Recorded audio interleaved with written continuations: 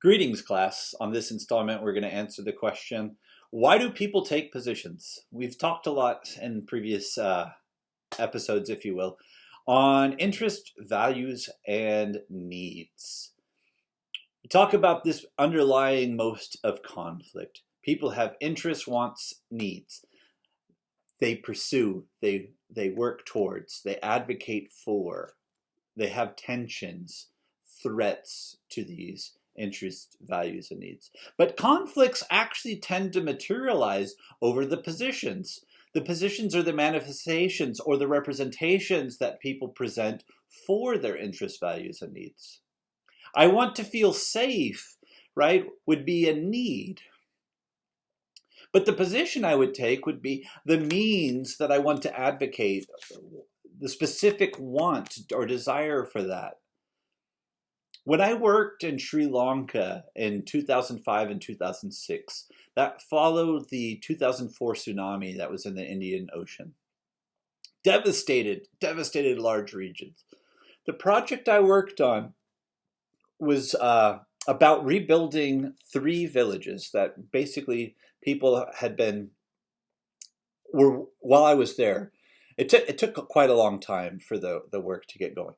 But the people were in relief villages, and we had these tensions.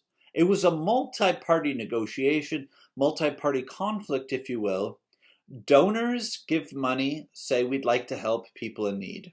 Beneficiaries are going to receive homes. We have to employ the engineers to design. We have to employ the contractors and vendors to essentially supply the materials and do the construction. We have the government trying to uphold standards. We have the beneficiaries saying, like, we heard the people in the next village were getting more. We want more. We have donors saying, like, hey, the prices keep going up. Yeah, there was dramatic inflation, right? So many billions of dollars in aid were going. And the people are like, why would we sell you bricks for ₹1 a piece when we can sell them to the other NGO for ₹2? And then 3, and the quality was diminishing, right? Like in the beginning, out of 100 bricks on the truck, 90 or 95 would survive the shipment, right? The vibration and the jarring and stuff without falling apart. By the time that I was leaving Sri Lanka, out of that 100 bricks, maybe only 70 would survive because they were putting them out so fast that meant that like drying them in the kiln wouldn't necessarily strengthen them as much as they were used to because they were just cranking it out for profit. Everybody was acting in their own interests, and there was challenges to that. Anyway, so the position that the Sri Lankan government took at one point in time was the rough equivalent of 400 square feet for a single family dwelling, which is actually not very large at all. The average studio apartment would be larger than that. But that went up, right? And when they said, we've taken another look at what it takes to really provide enough room for a family to survive, and they changed it, then there was pushback, right? Well, because we'd already paid for the development of plans, right? We built our plans around this size. And we made a budget for materials based upon that, right? Making a structure larger requires more resources, right? So it wasn't so much that the donors don't want to help the families. They're just seeing that their costs are changing. So the donors would say, except when, okay, the government has changed. Well, before we go for the next round, make sure that they're not going to change it again. Because paying for plans that you're not going to use, that's wasteful, and nobody wants to see their money like wasted. Anyway, that's the point here is that the size, that's the position. Everybody wants the beneficiaries to get safe and stable and secure housing. The position ends up being the size of the dwelling, the design of the dwelling, the materials used in construction, right? If we didn't need to make sure that we had a foundation of X number of inches of thickness with X number of inches of gravel beneath the cement, then we could have used the same resources to make, a larger foundation, right?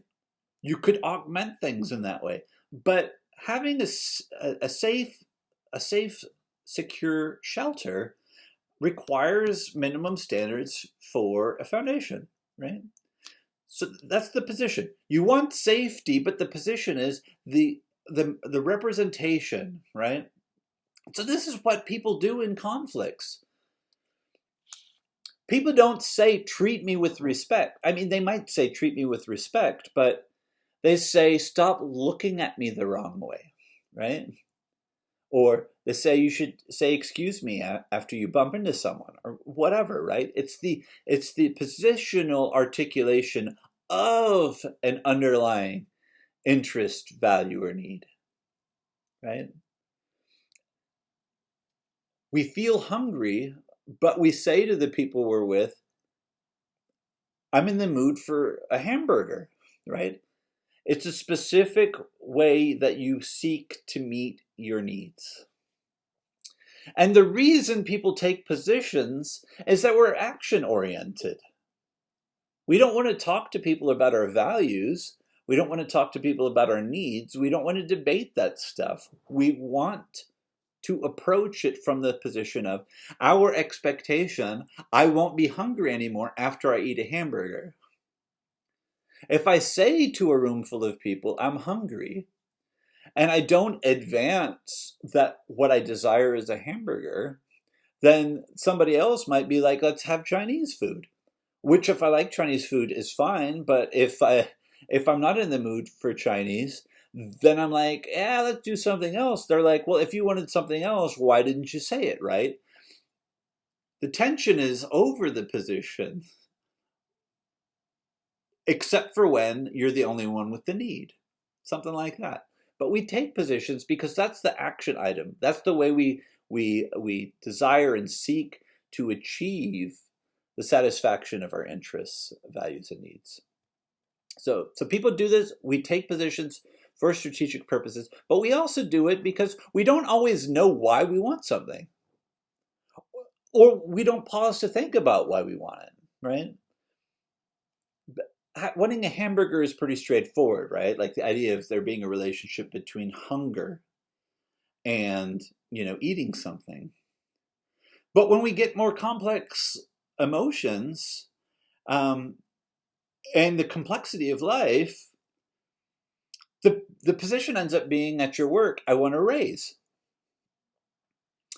And you may not feel like you have any need to tell your boss, I want a raise because I don't feel like I make enough money to be able to afford to, start a family, or whatever, right? You want money for something, but that's none of his business. Now, a boss might actually be more amenable to giving you a raise if they know what the concerns are. But at the same time, you might feel like you have a certain expectation of privacy, that you shouldn't have to divulge personal information. Or maybe you're afraid to share personal information. Maybe you want a raise because you're worried about medical problems, and you have HIPAA protections and so forth that protect you from having other people know about your private medical information. You're afraid that if the boss finds out there might be something wrong with you, that they might be interested or afraid about what that might mean for work, and you don't want to get fired prematurely. Anyway, so there's lots of reasons people take positions. That's the way of advancing their wants, values, and needs without exposing what they are. The problem is, again, there might be multiple ways to protect what motivates you other than your position, and that could be the same for the other. And so there's an interesting tension that happens thinking about the positions versus the interests and the needs. We have more opportunities for problem solving when we're addressing the interests and the needs, but sometimes we're only guessing at what the motivations are. Anyway, people take positions. because it's the way to advance their interests in a way that's actionable. See you on the next one.